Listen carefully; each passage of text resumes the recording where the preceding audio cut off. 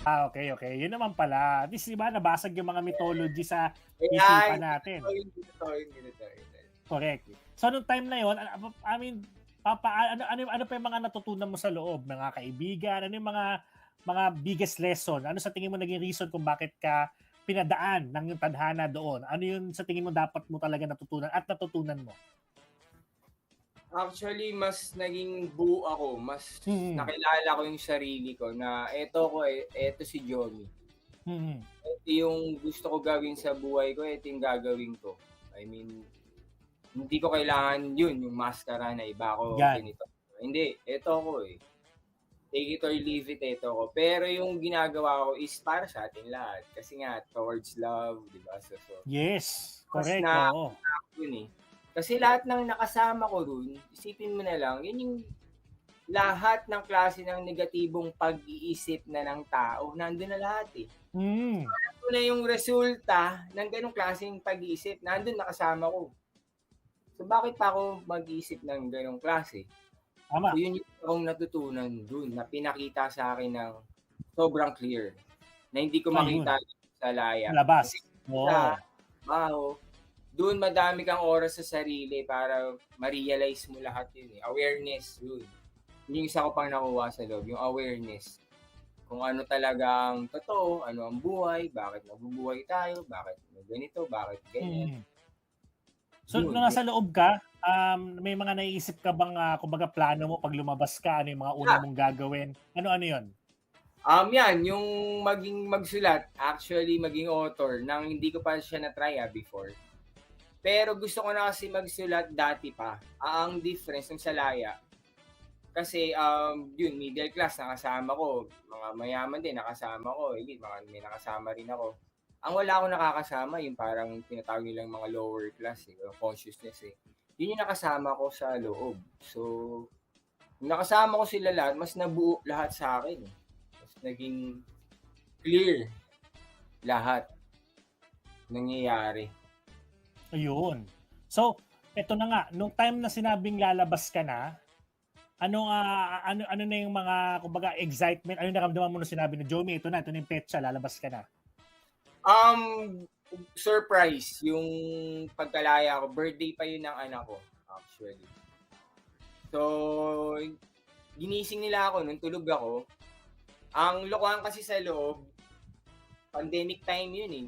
Parang yun yung trip kasi puro lalaki kayo. Gigisingin ka, sabihin laya ka, pero hindi ka laya. Mm. Pag-aanuhin ka ng gamit, pag-aayusin ka, ipapamigay mo kasi gamit mo pag lalaya ka na eh. Oo, tama. Pala totoo. So may ganong trip yung loob. So nung una, hindi ako naniwala nung ginising ako. Nung laya eh. Kasi tumatawa pa ako. Trip kayo, niloko niyo ako. Tapos yun, nung pinababa na ako, tinawag na ako, nung pinirmahan na, yun na. Yun na ako na naniwala. Tapos yun na, pinamigay ko na lahat ng gamit ko. Sige na ako, yun na yan. Oo. Ano, Then sa namin doon, syempre, parang celebration din sa loob, parang oo, gano'n. kasi nung lumabas ka na, yun na, kamusta na yung mga ano na yung mga mangyayari? Kwentuhan mo na kami, walk through mo na kami. Ngayon, so, ginagawa ko na ngayon is yung book, ito, yung Mind of an Altruist. So, ito yung nagawa ko sa loob for 6 years. About awareness siya. So, kung paano ko nakita yung sarili ko, paano ako na-aware sa buhay ko, ano yung totoo, ano yung talent ko, ano yung abilidad ko, yun yung guide nito para sa'yo, para mahanap mo yung sarili mo. Kasi naniniwala ako na lahat tayo merong ganun eh. Yun nga, frequency lang siya eh, yung idea na yun. Automatic success mechanism ang tawag nga ko dun or yun yung subconscious natin. So, lahat tayo may ganun. Lahat tayo kaya gawin yung pangarap natin. Ang pinagkaiba lang is duda at takot. So, sa lahat ng mga nakausap ko rin na naging successful, tinawid nila yun, yung duda at takot nila. So, yun. Mm. So, yun, nung natawid ko siya, ayan, nagkalibro ko. Then, part organizer din ako nitong April 20, Run With Us, Fun Run. So, sa loob ko rin siya nabuo, na brainstorm din. Yung nakipag-collaborate ako sa 420PH. So, April 20, mayroong event ang mga sa medical marijuana, mga advocate. So yun yung parang Pasko eh. So yun, Oo. gusto na namin siya itawid na mainstream na gamot namin 'to, gamot 'to. Out kami, gusto namin sabihin na nakakatulong sa amin 'to. Hindi kami nagsisinungaling, may doktor kami, may attorney kami, may scientist kami, lahat meron kami dito. So Mm. isa ginagawa ko rin. And then yan nagto-talk ako, seminar about awareness. Podcast ay naayos ko na rin. Yun. Oo. Yan, yun, malapit. In-interview na ako, yan, ni Tito. Tapos, kinuha ko ambassador ng Decathlon. Anak ko, kinuha rin ang ambassador. Ayan, di ba? Pero ito nga, para sa mga layman's term lang, yung mga kababayan natin nga, kumbaga, medyo hindi nila naunawaan kung bakit. Ano ba sa tingin mo yung pinakamagandang, kumbaga, dahilan o example kung bakit ba't kayo naging advocate nitong medical marijuana, Johnny? Actually, iba-iba ng rason, pero lahat tungkol sa buhay. For me, mental health ang pinaglalaban ko. Sa ADHD ko, na-balance niya ako. Then ito pa nga yung proof, yung book ko. Yung blurb dito is si Doc Randy. So siya yung resident psychiatrist ng PBB. Siya rin yung nag-diagnose sa akin sa Fear Factor. So from my ADHD, nung binigay ko sa kanya yung book ko, binasa niya, ito na yung blurb niya. Hindi na ako may ADHD. So proof na yun eh. Tama, at ako, nabago, na nagamot ka. Balance, yun nga ang description ko sa sarili ko eh. Yun, yung ginagawa ko noon ngayon, hindi na eh. Ang layo na eh. Balance na yung sarili ko eh. Para pa-picturize lang natin, no? Ano ba yung dati sa ngayon? Makulit ka ba? Anong para maramdaman ng viewers natin yung pinagkaibahan? Yung energy mataas. Tapos, yung madali ang madistract. Kulang kami sa focus. Ayun. So, namin makakalimot na kung ano nung gamit. Yung train of thoughts kasi ng may ADHD, tuloy-tuloy siya eh. Correct. Na-distract ka, kakapit ka ron. Ang ginagawa ng marijuana sa isip namin, focus ka. So, nagkakaroon ka ng hyper-focus. Ma-organize ngayon. Parang tatapusin mo muna to bago yung isa para pulido. Yun ang ginagawa niya. So, yung train of thoughts mo, hyper-focus mo, sobrang nagagawa mo talaga yung dapat mong gawin kasi tuloy-tuloy na yung utak namin, alam namin kung saan dadalhin eh. Kumbaga sa team nung sa computer, yes or no, alam na namin yung sagot, dinuktungan na namin ang dinuktungan. Ganyan yung utak ng may ADHD. So from scattered siya dati, nag-balance lahat. Kaya ngayon kung ano tuloy yung nagagawa ko, after ko dito, talon ako dito. Kasi tapos na siya. Naging productive ka sa madaling sabi. Hindi na scatter. Ayun. Yeah, focus na siya talaga. So, pupukulin ko kung anong dapat ko gawin. Ganun na siya.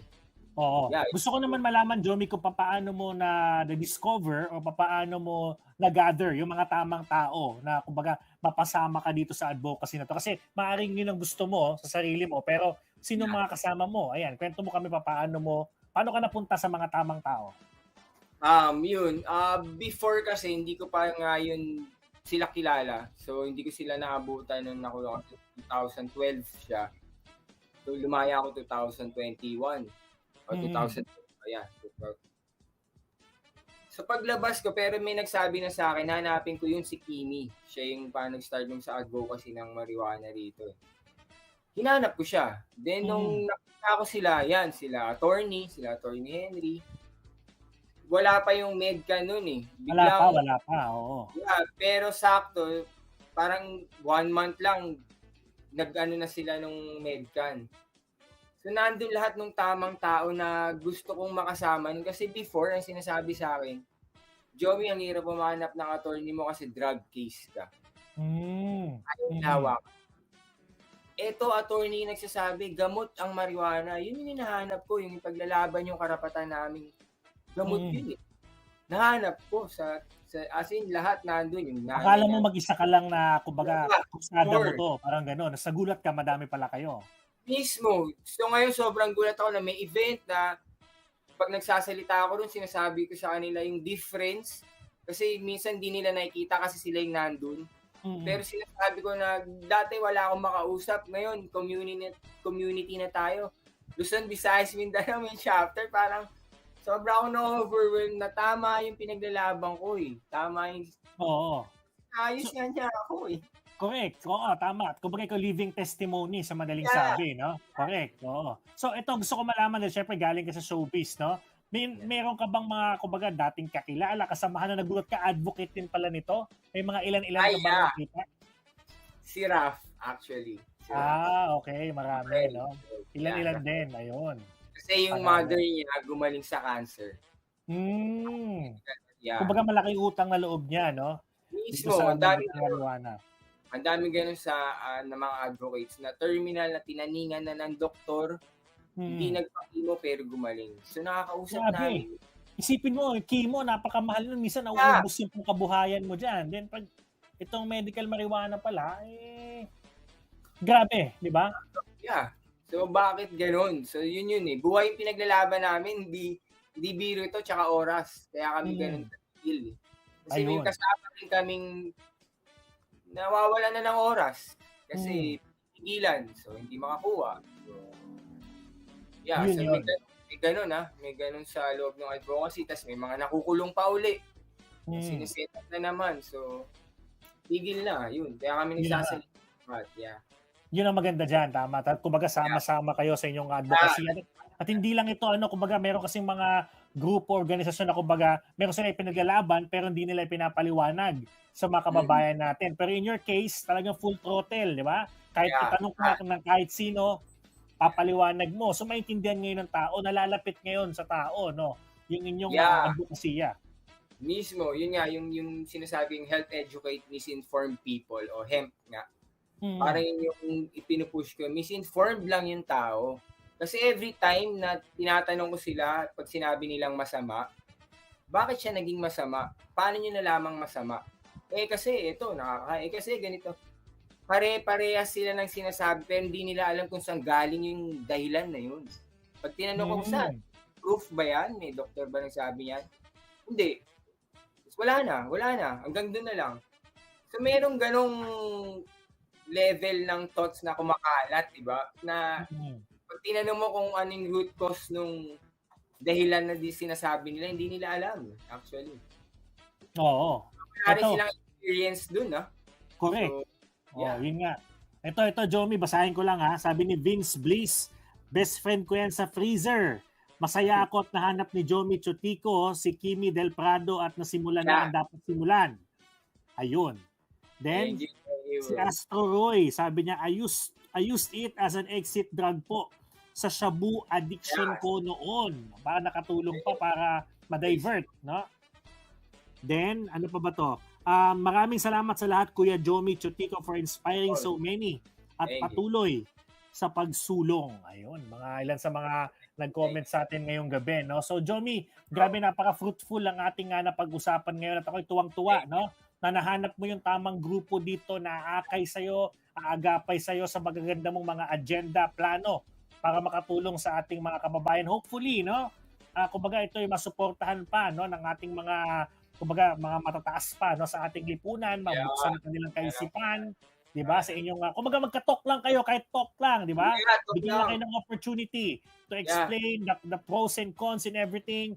Nang sa ganun ma-feel nyo na kumbaga pinapakinggan kayo at hindi naman ikasasama na nakararami ang inyong advocacy. So, Jomi, i-zoom ko sa iyo yung camera. Feel free na batiin lahat ng gusto mong batiin, pasalamatan, lahat ng gusto mong pasalamatan at the same time, i-promote mo na ang lahat ng dapat i-promote. Go ahead, Jomi Chotico. Syempre sa advocacy, nandyan kayo lahat. Thank you sa support kasi kung kami lang ang magsasalita, baliwala konti lang kami. Pero dahil nandiyan kayo at nagtutulungan tayong lahat, nagiging isang boses tayo sa Senate. Mas kailangan pa namin kayo, mas magtulungan pa tayo, mas magkaisa pa tayo. So yun, solid tayo hanggang maging legal. Gamot to, ipagkaisa natin to. Isang boses tayo lahat sa Senate. So yun yung hinihingi ko na walang titigil hanggang maging legal to.